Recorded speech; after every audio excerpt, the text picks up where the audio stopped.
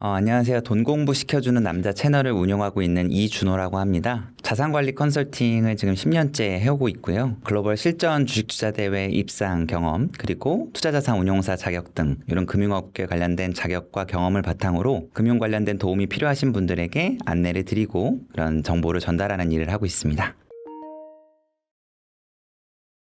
정확히 말하면 딱 한 종목에만 속된 말로 몰빵하라는 뜻은 아니었고요. 사실은 너무 종목 수를 많이 늘리게 되면 단점들이 많이 따라오거든요. 우리가 백화점 매매라고 하는데 사실 내 계좌 안에 여러 가지 종목, 예를 들어서 10개, 20개 이렇게 종목이 있다 보면 그 안에서는 분명히 플러스가 되는 게 있고 마이너스, 손실이 나는 경우들이 있잖아요. 그러면 사람들의 심리는 어떠냐면 플러스 난 거는 빨리 익절을 하고 싶어 하고 마이너스 난 거는 속된 말로 물타기를 해서 평균 단가를 낮추고 싶어 합니다. 거기서 문제가 발생을 하는 거예요. 보통은 우리가 관성이라고 하잖아요. 강하게 상승을 해주고 있는 종목들은 더 추가적인 상승을 할 가능성이 높아지고요. 계속 힘없이 하락을 하고 있는 종목들은 더 하락할 가능성이 큽니다. 그렇기 때문에 아까 말씀드렸던 종목을 너무 많이 분산을 하게 되면 사실은 투자에 대한 부분들을 집중도 안 될 뿐더러 수익이 나는 종목, 오히려 보면 더 잘 갈 수 있는 종목을 성급하게 매도하고 더 잘 안 갈 수 있는 종목들을 평균 단가를 인하한답시고 물타기를 할 수 있어서 전반적인 내 계좌의 상태가 불어나기가 되게 어려운 상황이기 때문에 저는 종목을 한두 개, 많으면 두세 개 정도에 집중해서 투자하시는 걸 권장을 드린다는 말씀을 드린 겁니다. 그래서 가끔 막 오해하시는 분들이 있는데 금액이 적을수록 사실 어느 정도 집중해서 분산해서 투자를 하고 그 집중해서 분산을 투자를 하게 되면 장점이 그 기업들에 대한 공부를 조금 더 심도 있게 할 수 있어요. 내가 10개, 20개 종목을 공부해서 다 투자를 하시는 분들 아마 없으실 거거든요. 그러면 대충 그냥 주변에서 좋다는 종목들 다 이제 모아서 투자를 하시는 경우들이 많다 보니까 오히려 두세 개 정도 종목에 집중해서 투자를 하게 되면 그 기업들에 대해서 내가 더 분석하고 더 공부하고 더 집중해서 투자를 할 수 있기 때문에 그런 말씀을 드린 겁니다. 그래서 초기 자본이 좀 작을 때는 이런 식으로 한 두세 개 정도 종목에 나눠서 분산 투자하시는 거를 권장을 드린 겁니다. 저는 아까 말씀드렸던 한 3천에서 5천? 요 정도의 어느 정도 시드머니, 좀 우리가 좀 체감상 조금 큰 돈이라고 느껴지는 돈 정도가 됐을 때 조금 더 분산하라고 말씀을 좀 드리는 거거든요. 사실 분산 투자를 하라는 말씀 중에 제일 중요한 포인트가 뭐냐면 심리적인 부분들 때문에 있어요. 왜 심리적인 부분들이 중요하냐면 사실 저는 주식 투자나 이런 투자에서는 90% 정도는 심리라고 생각하거든요. 근데 대부분의 분들이 사실 종목 수가 너무 적게 되면 사실 한 종목에서 손실 금액을 우리가 보게 되거든요. 나중에 투자가 좀 익숙해질수록 손실 금액보다는 손실률을 보게 될 텐데 손실 금액을 봐요. 예를 들어서 내가 3천만 원씩 두 종목을 투자했다고 해볼게요. 근데 한 종목에서 상당히 큰 조정이 왔어요. 한 20-30% 정도의 조정이 왔다고 해볼게요.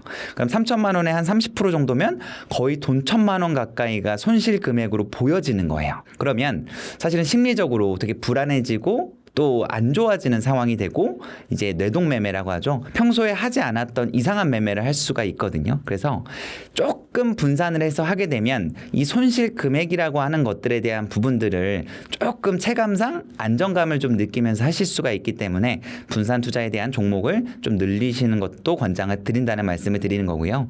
사실 증권 계좌에서 조금 더 좋은 팁을 드리자면 손실률이나 수익률만 보이게 하고 손실이나 수익 금액에 대한 부분들을 안 보이게 감출 수 있는 기능들이 증권사별로 있습니다. 그러면 장점이 내 손실 금액이나 수익 금액에 대한 부분들을 보지 않기 때문에 사실 내가 목표로 하는 수익률을 정확하게 끌고 갈 수가 있거든요. 내가 예를 들어서 1억 정도를 투자했는데 20% 수익이 났어요. 2천만 원이라고 하는 수익이죠.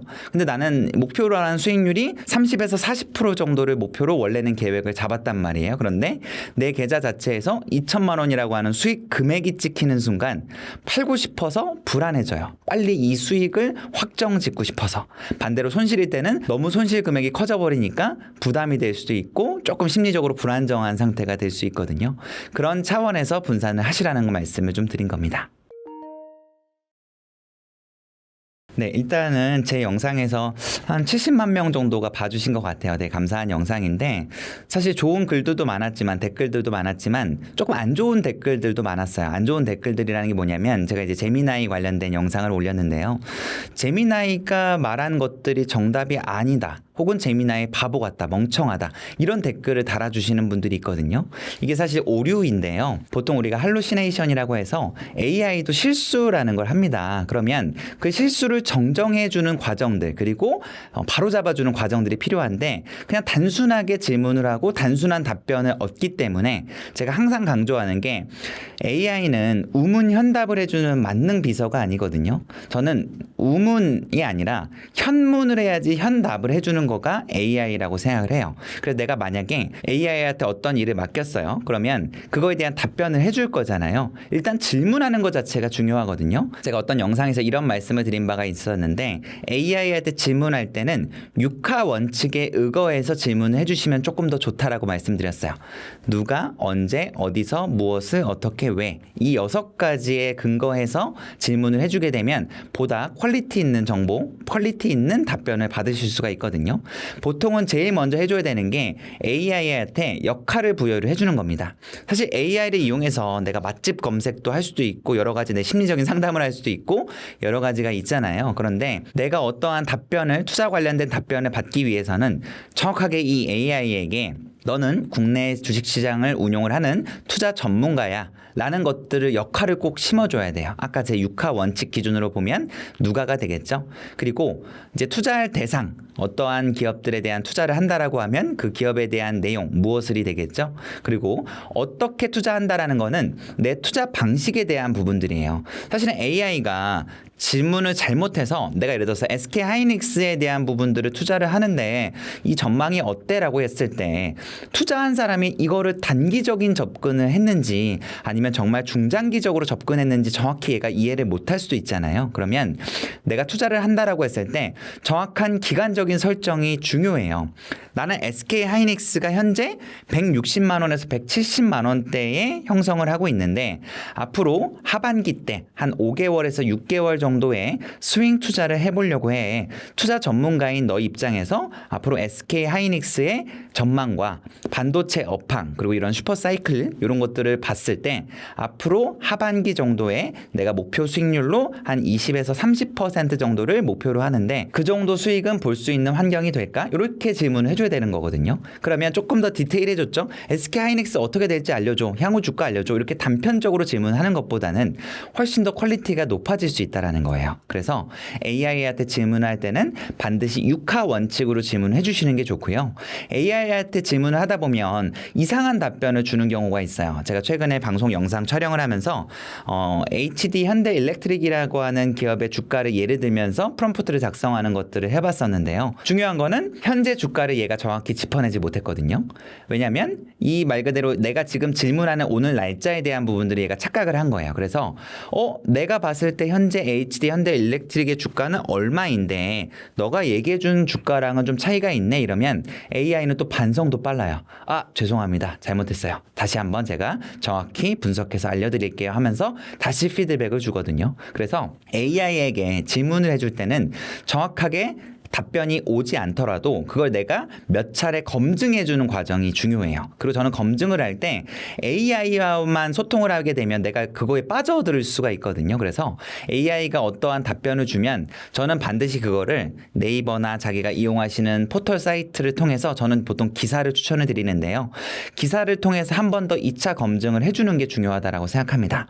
제가 오기 전에 이제 AI 관련된 앞으로 ETF 몇 가지 좀 추천을 해달라고 좀 요청을 주셔서 ETF 관련된 것들을 이제 AI와 분석하면서 약간 질문을 좀 해왔었는데요. 얘가 제가 뒷단에서 설명드린 ETF에 대한 기초 자산, 기초 투자하는 종목들에 대한 부분들을 잘못 짚어줬더라고요. 그래서 그런 부분들을 내가 정확히 한 번 더 얘기를 해주니까 조금 더 정확한 답변을 주더라고요. 그래서 AI한테 질문할 때는 항상 말씀드리는 현문, 현답을 하셔야 된다는 거 꼭 말씀을 좀 드리고 싶습니다. 네, 저희가 이제 AI 저는 이제 관리해드린 클라이언트 분들이랑 또 같이 투자를 하고 제 투자도 하고 있다 보니까 최근에 AI를 통해서 기업 분석을 하고 투자에 대한 의견을 내고 투자를 직접 해본 기업들 기준으로 보면 보통 저는 이제 네이버라고 하는 기업을 제 영상에서도 말씀을 드렸지만 긍정적으로 바라본다라고 말씀을 드렸거든요. 20만 원보다 조금 더 아래 가격대에 형성되어 있을 때 충분히 매수 타점으로 괜찮다라고 말씀을 드렸어요. 네이버의 현재 실적 자체도 상당히 괜찮고요. 그리고 엔비디아와의 협업 가능성이 일정에 대한 부분들도 상당히 긍정적으로 바라봤기 때문이거든요. 젠슨항이 저저번 달인가요? 방한을 했을 때 네이버 이혜진 의장과 만나서 앞으로 AI 동맹에 대한 부분들을 조금 더 굳건히 했던 것들만 보셔도 충분히 이해를 하실 수가 있으실 거예요. 그리고 지난주인가 지지난주 기사에 네이버가 제3자 유상증자라는 거를 엔비디아한테 한다라고 했거든요. 보통 유상증자는 조금 악재로 반영되는 경우들이 많은데요. 그 대상이 어떤 회사이냐에 따라서 이게 호재가 되기도 합니다. 그래서 지금 네이버를 지금 저도 그리고 그 클라이언트 분들, 고객분들도 같이 투자를 하고 있는데 상당히 좋은 수익이 나고 있어요. 그래서 투자한 지 뭐 2, 3주밖에 안 된 것 같은데 20%대의 수익을 좀 기록을 하고 있거든요. 그래서 이런 AI를 통해서 네이버라는 기업에 대한 투자를 직접 해봤었고요. 그리고 저도 SK 하이닉스가 200만 원 밑으로 빠져나갔을 때 계속해서 분할 매수 전략에 대한 부분들을 이제 강조를 좀 드렸고, 저 또한 AI와 소통하고 제가 또 리서치를 해보면서 충분히 150만 원, 160만 원 가격대에서는 SK 하이닉스를 다시 한번 담아도 좋을 것 같다라는 의견을 좀 냈었고요. 다행히도 트럼프가 좀 미국이랑 이란 전쟁이 조금은 지금 약간 좀 식는 느낌이에요. 그래서 오늘자 기사로 제가 봤던 거는 호르무즈 해협을 다시 또 재개방한다라고 하는 기사를 봤거든요. 그래서 미국 증시도 어제 큰 폭으로 좀 상승을 줬었고, 오늘도 우리나라 코스피 지수와 코스닥 지수가 반등을 좀 해주고 있거든요. 앞으로 하반기 동안 충분히 상승 여력이 있는 기업이라고 생각합니다. 그래서 네이버와 그리고 SK 하이닉스 이런 기업들을 추천을 좀 드리고 있고, 저는 2차 전지 시장에 대한 부분들은 무한한 가능성이 열려 있다 보니까 삼성 SDI라고 하는 기업도 추천을 좀 드리고 있어요. 저도 이제 투자를 하고 있고요. 그래서 이런 것들은 AI를 통해서, 저는 물론 AI한테 100% 다 맡기지 않아요. 저는 AI를 사실은 내 일을 대신해주는 비서라고 생각하거든요. 24시간 활용 가능한. 사실 우리가 300페이지 분량의 책 한 권을 읽을 때 보통 한 3, 4시간? 뭐 늦으면 한 5시간 정도가 걸리잖아요. 그런데 AI는 책 한 권 분량을 소화하고 이해하고 읽는데 불과 몇십 초밖에 걸리지 않는다라고 합니다. 그만큼 AI는 연산 속도가 빨라요. 그러면 우리가 투자를 하거나 할 때 기업 분석을 할 때 특히 빛을 발하는데요. 기업 분석, 저는 이제 뒤에서 설명을 드리겠지만 금융감독원 전자공시 시스템이라는 걸 통해서 기업에 대한 사업보고서나 분기보고서를 분석을 하거든요. 근데 내가 직접 분석하거나 그랬을 때는 몇 시간이 걸렸어요. 그런데 요즘에 AI를 이용하다 보니까 그게 몇십 분, 몇 분 단위로 많이 줄었어요. 그래서 투자를 하시는 분들, 그리고 부티풀 구독자분들도 투자를 이왕 하실 거라고 하면 AI를 활용하는데 100%다 신뢰하고 AI가 추천해준 종목을 투자하는 게 아니라 내가 어떠한 기업을 투자할 거고 어떠한 ETF를 투자할 건데 그거에 대한 부분들을 2차 검증하고 한 번 더 데이터를 취합하고 분석하는 용도로 사용을 하셨으면 좋겠어요. 물론 앞으로 5년, 10년이 지나가게 되면 이런 과정도 필요 없을 정도로 AI의 능력이 조금 더 디테일해지고 세분화해질 거라고 생각합니다. 그래서 현재는 내 일을 대신해 줄 수 있는 비서 역할로 사용하시는 거 추천을 드리고 있습니다. 저희가 이제 ETF 상품들이 배당을 받을 수 있는 ETF가 또 많이 나왔잖아요. 옛날에는 사실 이런 게 많이 없었어요. 배당이더라도 사실 배당 수익률도 되게 많이 커버리지 못해주는 것들도 있었거든요. 요즘에는 배당도 배당대로 받으면서 어느 정도 커버드 콜 되는 상품들이 또 되게 많이 있거든요. 커버드 콜이라는 게 좀 어려울 수 있는데, 커버드 콜이라고 하는 거는 투자를 하면서 미래에 어떠한 주식을 살 수 있는 콜옵션을 행사할 수 있는 거다 정도로만 생각을 해주시면 되는데, 요즘 이렇게 좀 진화된 상품들이 많이 나왔다 보니까 투자를 해보셔도 되게 좋을 것 같아요. 타이거 배당 커버드 콜 액티브 이런 ETF들도 있거든요. 이런 ETF들 같은 경우에는 요즘 액티브란 이름이 붙어서 조금 더 이제 관리해 주시는 분들이 조금 더 운용해 주시는 운용사에서 신경을 좀 더 써서 수익률도 좀 챙겨가는 ETF들이 많이 나왔거든요. 그래서 이런 ETF 같은 것들 투자해 보셔도 좋고, 사실은 제일 좋은 것 중에 하나는 전통적인 방식이죠. 내가 이제 건물주가 되는 게 제일 좋겠죠. 주님이라고 보통 표현하는데요. 건물주가 되면 좀 장점은 고정적인 월세나 임대료를 받을 수 있다는 장점이 좀 있고, 추가적인 건물 가치가 상승됨에 따라서 차익을 볼 수 있다라는 가능성이 매우 높다라는 말씀도 드리는데, 단점이라고 하면 건물주가 사실 할 일이 되게 많아요. 왜냐하면 계속 세입자 들어오거나 하는 것들에 대한 관리도 당연히 해줘야 되고, 건물에 대한 유지 보수에 대한 부분들을 관리인을 둘 수도 있지만 그 비용을 세이브하기 위해서는 자기가 직접 뛰어다녀야 될 수도 있거든요. 그래서 마냥 건물주가 좋은 것만은 아닐 수도 있다 라는 것들을 좀 이해를 해주시면 좋을 것 같아서 자기 성향에 따라서 나는 조금 자산을 모아서 노후에 이런 임대료 같은 걸 받으면서 건물 가치 상승에 대한 차익도 보고 싶다라고 하면 조금 가치 있는 건물들을 좀 투자해 보시는 걸 좀 권장을 드리고, 건물이라고 해서 되게 거창한 게 아니에요. 그냥 임대료를 받을 수 있는 조그만 꼬마 상가, 꼬마 빌딩 이런 것들 가지고 있어도 그게 건물주가 될 수 있는 거거든요. 그래서 그런 것들에 대한 부분들을 하셔도 좋고, 아니면 아까 제가 말씀드렸던 이런 ETF 상품들로 배당을 주는 ETF로 고정적인 현금 흐름을 창출하는 것들 또한 괜찮은 대안이 될 수 있다, 이렇게 말씀을 드리고 있습니다. 사실 우리나라가 또 반도체 강국이잖아요. 그래서 사실은 반도체 시장에 대한 가능성은 저는 충분히 열려 있다라고 생각하거든요. 그럼 이제 삼전이나 하이닉스 계속 투자해도 되는 거 아니야, 이렇게 생각하실 수도 있어요. 물론 그렇게 투자하셔도 좋습니다. 그런데 사실은 이제 고정적인 현금 흐름을 좀 창출하면서도 반도체에 대한 이런 업황에 대한 부분들도 가져가기, 두 마리 토끼 동시에 좀 잡고 싶어 하시는 분들 또한 있다 보니까, 이런 분들 같은 경우에는 이 타이거 반도체 탑10 커버드 콜 액티브라고 하는 ETF가 있어요. 얘는 아까 말씀드렸던 반도체 업황에 대한 기대감, 그리고 시장에 대한 주가 흐름은 가져가면서도 배당이 조금 높은 애들로 또 구성이 되어 있다 보니까 두 마리 토끼 잡기에 좀 용이한 투자가 될 수 있어서, 노후 대비를 좀 못하셨거나 이런 시장에 대한 차익도 가져가면서 고정적인 현금 흐름을 좀 창출을 원하시는 분들은 조금 투자해 보셔도 괜찮을 것 같습니다. 저 부티풀 채널 저도 이제 구독을 하고 있고 영상을 좀 챙겨보는 편인데요. 사실 너무 좋은 컨텐츠가 많고 또 너무 대단하신 분들이 많이 나오는데 제가 출연을 하게 돼서 너무 영광이고요. 그래서 저는 이제 금융 관련된 내용들을 이제 일을 하면서 조금 더 쉽게 설명을 드리려고 노력을 많이 해요. 그리고 저도 투자를 하면서 큰 성공을 또 해보기도 했고, 정말 큰 실패, 깡통이라고 하죠.